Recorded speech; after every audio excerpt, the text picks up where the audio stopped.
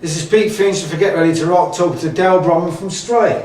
Hiya, Peter. Great to have you here, Del. And in the year 2014, you were a founder member, one of the founder members of Stray in 1966. Indeed. And in the year 2013, you went to Japan. And the result is the 2014 Live in Japan album on Angel Air Records. Indeed. Tell us about that, Del. That's an amazing thing. Well, completely out of the blue, we got a contact from Ken Matsunami, I think his name is, Good job. in Japan.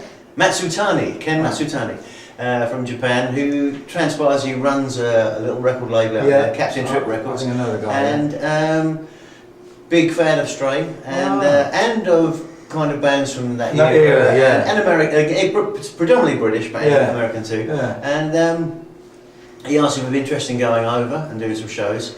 I was a bit sceptical at first because when you get these things out of the blue, the next thing I thought, oh, he's going to ask me for my account because he wants to put some money in my account, you know, one of those. But anyway, as luck would have it, Pete French from Leafhound, he'd been over there. He'd been over and done the same thing, and he said to me, Del, you got to do it because they treat you well. It's a good deal. Yeah. So part of the deal was he wanted to record a couple of shows, press some vinyl, and give me the rights back to do what I'd like to do with it.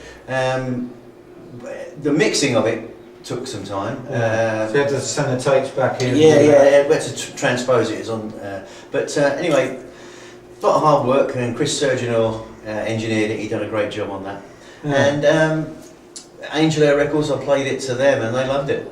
So here we are. And this, we'll come back to this, but this goes hard on the heels of your solo album, 9 Yards, which is also on Angel Air. It is. Which was a completely different project from Stray, wasn't it?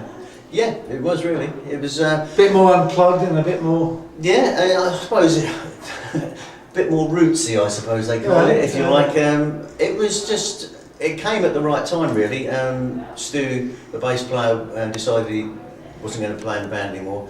I wanted to go in and do some songs, and initially that album was just a few demos to see how it came out. But I liked what I was hearing. It was kind of not an overproduced album. It was just almost like a little band in the studio. Almost live in the studio. I did the instruments on it, but then I thought he was the best drummer I know, so I had to grab Carl again, Carl Randall from Stray. He's done a wonderful job.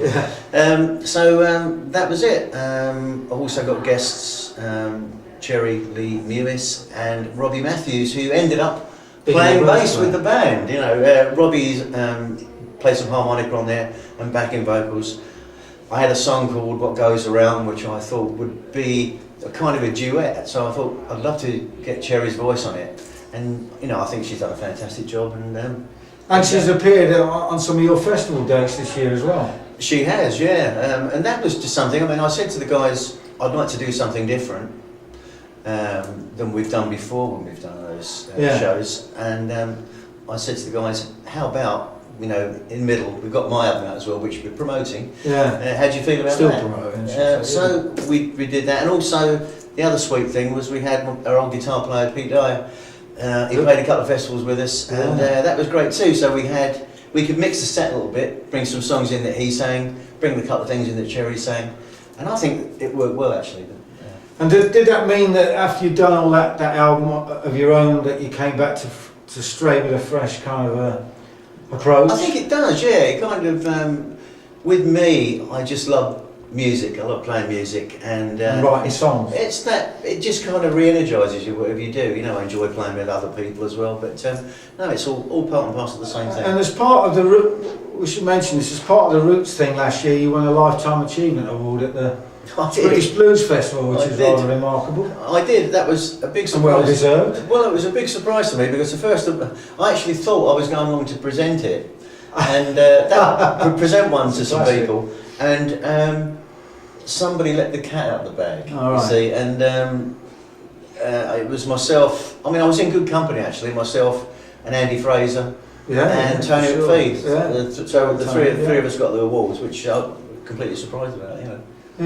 So let's get back to the Live in Japan thing for a moment. Were you surprised that, I mean, I've seen some of the clips on YouTube, and apart from the fact the clubs were full, they all seem to know the songs.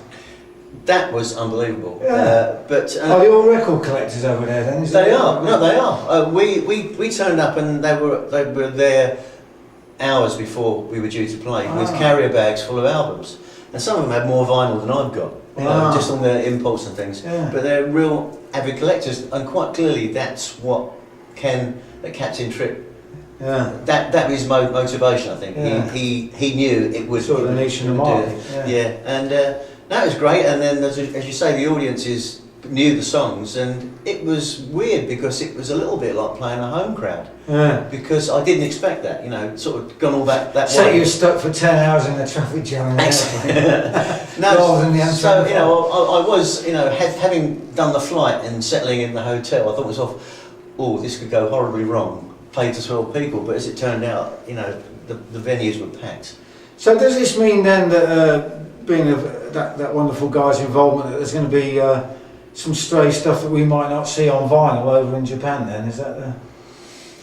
You just don't know, because, as I say, I saw people with stuff out there that I'd never seen before. From before? Yeah, from way back when, you know. Wow. I mean, there are a couple of other tracks that we didn't include on this. Yeah. But so they might...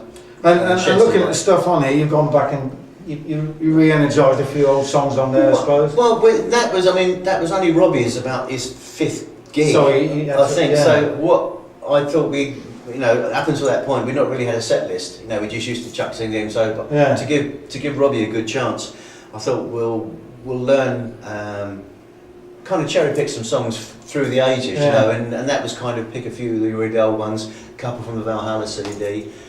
Which is a great album. Thank you very much. I guess people over there may not have heard that either yet. Or they might have done. Yeah. It's on Angel there. They might have. Well, since there has been renewed interest actually, from what I can gather. I mean, it's all good. You know, you go to new territories, and I was going to say at the beginning of this conversation, but forgot, as I often do, that in the last 10 years you've been to some fairly amazing places. Japan is now another one to tick off, but you've been to South America, of course, and East Europe and all these places with Iron Maiden and Leslie West and whoever else. Yeah, well, it was just great. I mean, finding these people, and you know, particularly with the Iron Maiden thing, that was another surreal experience, because I knew Steve Harris in particular was a fan from the old days, and I got to know him via him phoning me up one day. Is it all right if I do one of your songs? You know, and I thought it was a mate of mine winding me up. Oh right. You know, right. But then I had this other phone call one day, and it was like, you know, if you put it into perspective, you get a guy who's the bass player of a major band. Hello, Dill. Oh, hello, Steve. You got a pen and paper? Boy, oh, I've got a couple of gigs for you. I'm thinking, oh, he's got a couple of gigs for you. And such and such stadium, such and such stadium. What? And he kept going. Yeah. Oh, this is a proper tour. Yeah, that's right. And Steve's an ordinary guy, so matter of fact. But it's just really an odd one to get. And did you do 2 legs of that? We did, yeah. We did like Spain and France. Most of sort of Central Europe, Germany, Austria, and we came home. And a band called the Murder Dolls did Scandinavia. Yeah, good band. Yeah. Then they called us back, and we went into Eastern Europe then, you know, Prague and I can't remember now. But it was great. It really was good. New territories, and the same thing that people knew Stray's music. Well, they did. That was surprising. You know, you sort of we turned up at some of these festivals. I mean, the first gig we did was about a 10,500 seater stadium, and it went up to about 17,500. You have to readjust. And then we did a big, like 100,000 festival. But the strange thing was, you get them. I don't know how they do it, because I can never get to the front of a gig at a festival. But you see them standing there with the albums hanging over the barrier. Here it is. But yeah, wherever we went, and there was someone there. You know, we never actually got back in the day any real commercial success, but quite clearly, you know,